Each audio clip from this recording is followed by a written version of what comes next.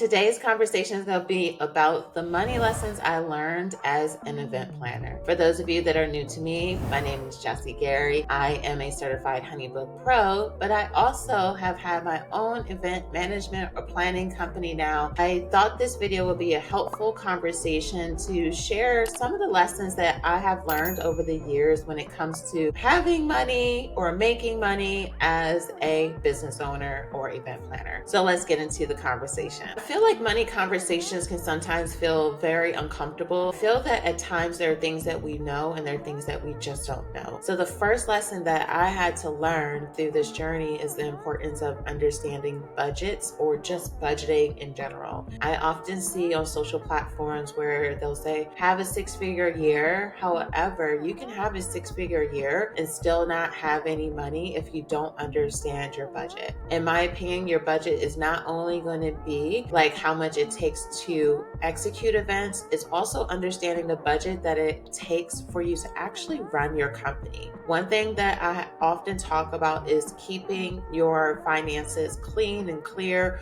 or tracking it. I did a video recently to talk about why to use QuickBooks and some of the mistakes people make when it comes to using QuickBooks. So I'll make sure to put a link here so that you're able to watch that video. Budgeting has been one of the biggest areas I've had to grow within entrepreneurship. I have been blessed with an amazing company and brand, and it's been growing year after year. However, I have implemented certain strategies within my company to either hire people or to expand into different markets. In the past, I did not always understand how much revenue I would need to make in order to justify that purchase or bringing on that additional person, because your profit margins really help you of understanding how healthy your company is. You'll find that if you don't know how healthy your company is by understanding the budget that you set or what are the forecasting, making the proper forecasting, you'll find yourself bringing on people and not making more money, but actually making less money if you don't understand what type of work is necessary to be able to cover that expense as well as making additional profit. So I do recommend taking the time to learn about your company's budget, to learn about your company's finances, cash flow, profit and loss, balance sheets, all of those things. But if all those words are complex to you, I just recommend talking to an accountant or bookkeeper. I do have a bookkeeper that I often recommend to people, and they love when they do speak to her. She is a QuickBooks expert, and I've spoken about Michelle multiple times on this channel. So I will make sure to have her information below. But budgeting has been one of the biggest lessons that I had to learn and grow through, because I found myself at some parts of my journey making less money, even though we were bringing in more revenue. That's correct. Making more revenue. However, I was taking home less because I did not understand truly how to forecast and budget accordingly. The second lesson I had to learn was how to invest strategically. Or I can relate to entrepreneurs when you want to cut back expenses on certain things. I do understand that's important because, like I just spoke about, you want to understand your company's budget. However, there is a difference in strategic investment. When I say this has been in either paying for a coach, paying for personal development seminars, going to workshops, investing in tech and apps. All of those things can help you when you choose the right things to invest in, can help you with getting to the next level in your company. I remember the first time I invested in a personal development seminar years ago. I had benefited from a business standpoint, but I also had a lot of benefits from it in my personal life. I remember this investment, I think was like $500, $600, which was a major investment in my life because I was super strapped with money. I actually had to have a friend cover a portion of it in the beginning, and I paid that person back. But I was like, I better get a breakthrough. I legit was one of those friends, like, if this doesn't work, I'm going to be upset kind of individuals. However, it was the best investment I could have made. Knowing what to invest in can sometimes be a hard decision because, let's be honest, all we see in the marketplace on social media is everyone trying to sell a course. Just because they had success in one area, and it doesn't mean that they know enough. They just knew enough for them to get a success, but it doesn't mean they know enough to get you success. So I get that there can be this leeriness about investing in coaching or certain certain types of services.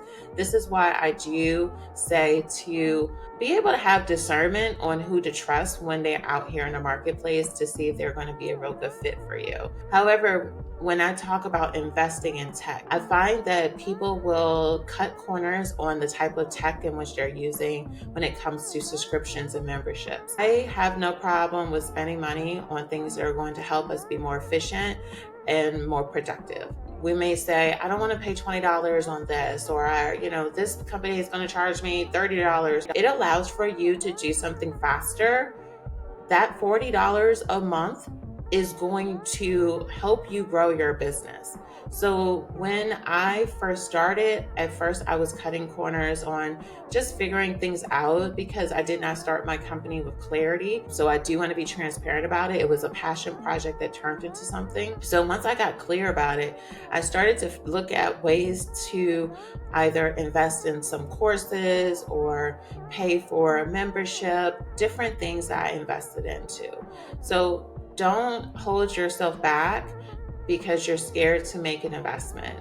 I would say find one app that will allow for you to be more efficient in your company, and then figure out how you can get your one client to cover that app cost.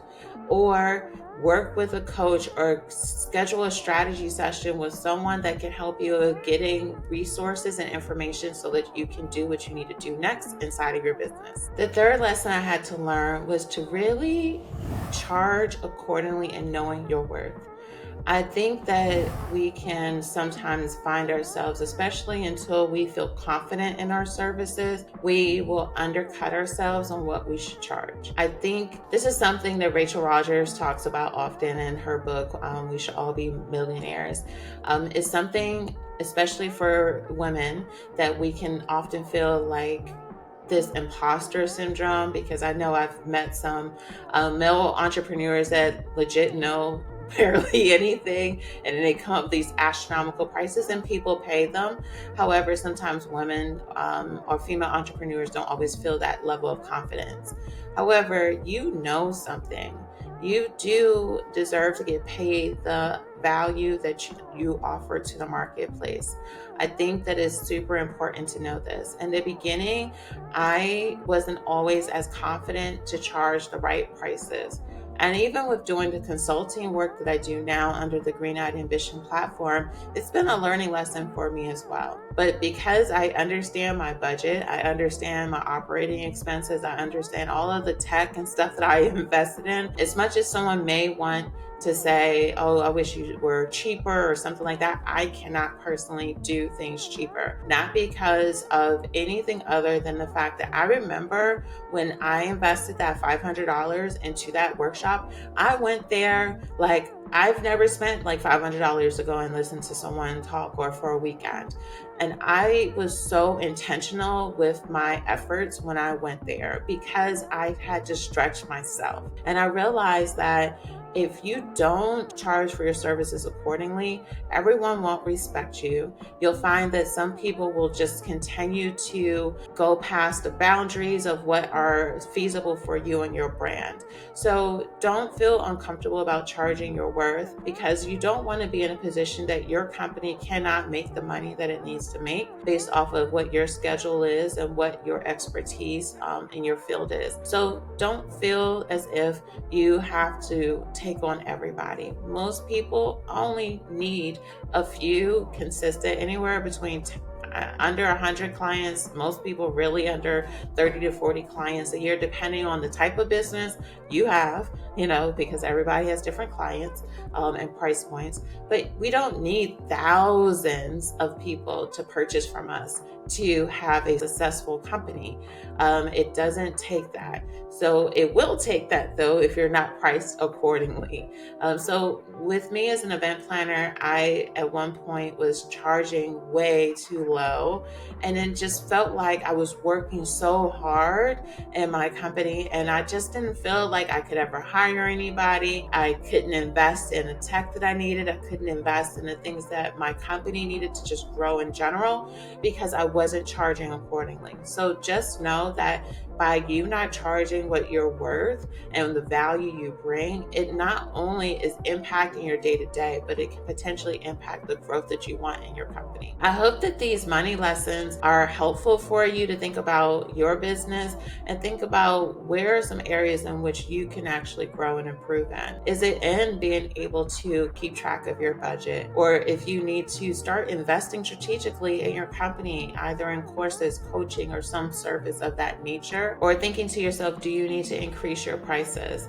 All of this is going to be super important for you to understand more about the money that your company is making. All it takes is just taking the first step to facing whatever money lessons you need to learn inside of your company today so that you can have the success in which you're desiring for tomorrow.